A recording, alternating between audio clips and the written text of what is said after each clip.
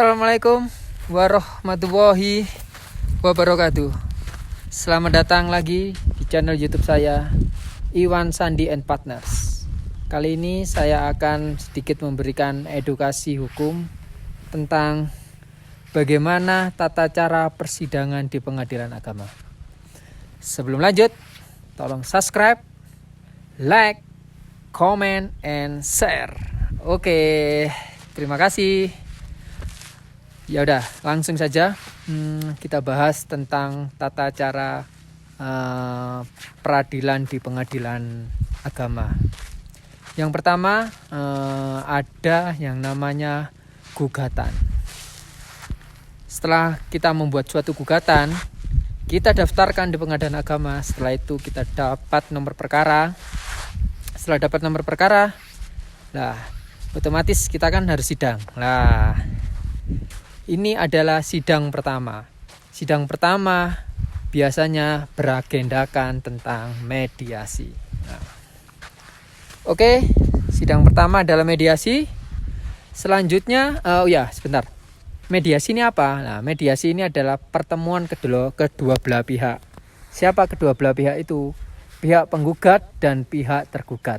Nah, kedua belah pihak ini ditemukan, diajak diskusi, diajak negosiasi, diajak ngobrol lah. Diajak ngobrol biar apa? Kalau bisa keduanya ini rujuk kembali. Nah, kalau emang tidak bisa, ya sudahlah. Mau gimana lagi? Ya biarkan hakim nanti yang memutuskan. Nah, itu yang agendanya pertama adalah mediasi. Catat ya, agenda pertama mediasi. Agenda kedua yaitu jawaban gugatan. Lah, yang pertama kan ada penggugat ya. Penggugat itu kan membuat gugatan itu kan. Setelah membuat gugatan kan dikasihkan sama tergugat kan. Jadi pihak tergugat itu tahu. Oh, ini gugatannya seperti ini. Lah, di sidang kedua tergugat itu harus membalas dari gugatan itu. Karena apa? Karena biar adil. Masa harus dinilai dari satu sisi saja. Nah, jadi jawaban dari gugatan ini adalah berisikan tentang jawaban-jawaban dari penggugat tulis di dalam gugatan. Nah, jadi kita uraikan semuanya di situ. Kita jawab, kalau benar kita jawab benar, kalau salah ya kita jawab salah. Nah, seperti itu. Nah, itu isi dari jawaban gugatan. Nah, setelah dari jawaban gugatan itu, yang kedua adalah tentang replik. Nah, apa ini replik? Replik ini adalah jawaban dari jawaban gugatan. Nah, jadi kan penggugat itu kan istilahnya harus menggugat dengan tulisan-tulisan dari gugatan itu. Setelah itu dijawabkan tadi ya. Setelah dijawab ini, penggugat wajib menjawab lagi dari pertanyaan-pertanyaan tergugat tadi. Lah, tadi kan dijawabkan dari jawaban gugatan tadi kan dijawab. Kalau tidak benar, ada yang benar atau yang seperti apa. Lah, itu yang kalau tidak benar dijawab lagi sama pihak penggugat. Jadi penggugat itu wajib menjawab lagi. Apa itu namanya? Namanya replik. Nah, itu tadi sidang ketiga ya. Sidang ketiga agendanya replik. Selanjutnya sidang keempat. Nah, keempat ini adalah tentang duplik. Apa itu duplik? Duplik itu jawaban dari replik. Siapa yang membuat duplik? Yang membuat duplik adalah tergugat. Nah, jadi seperti itu. Jadi istilahnya fair. Kenapa kok fair? Yang pertama ada gugatan yang dibuat oleh penggugat. Selanjutnya jawaban dari gugatan dibuat oleh tergugat. Selanjutnya replik yang dibuat oleh penggugat, dan duplik yaitu yang dibuat oleh tergugat. Nah, jadi kan impas. Jadi kedapatan dapat dua-dua. Nah, setelah itu kapan agenda saksi? Nanti dulu, saksi itu terakhir. Lama agendanya saksi itu. Jadi dalam persidangan itu enggak semerta-merta langsung saksi, enggak. Nah, tadi yang keempat. Yang kelima adalah pembuktian. Nah, apa ini pembuktian? Pembuktian itu bukti apa saja yang kita ada atau yang kita punya itu dilampirkan dalam pengadilan. Nah, untuk apa? Kok bisa, Pak? Buat apa pembuktian?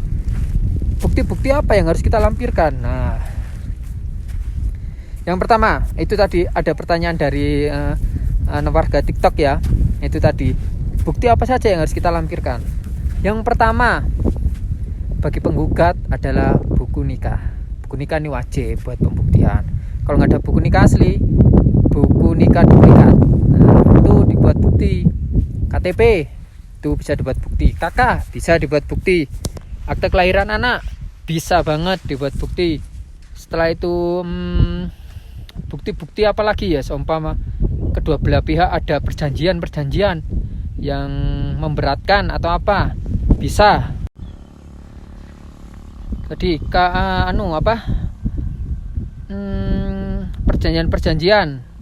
perjanjian dari kedua belah pihak bisa dibuat bukti. Nah, itu bukti itu kan ada yang bukti memberatkan kita, ada yang bukti meringankan kita. Nah, itu nanti para penggugat dan tergugat yang saling melengkapi lah istilahnya.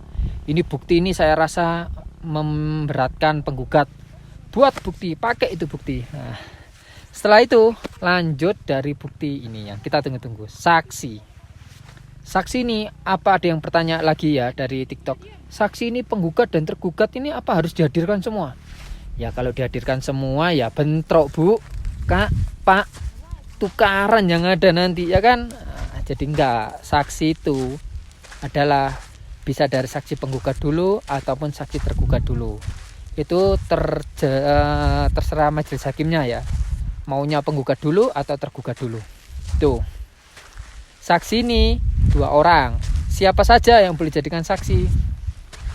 Orang tua boleh, saudara boleh, teman boleh, siapa, adik boleh kalau sudah cukup umur, kakak boleh, semuanya boleh, asal satu, saksi itu harus tahu tentang kejadian-kejadian yang ada. Nah, dari yang membuat mereka pisah itu, yang ada itu harus tahu saksi itu. Itu.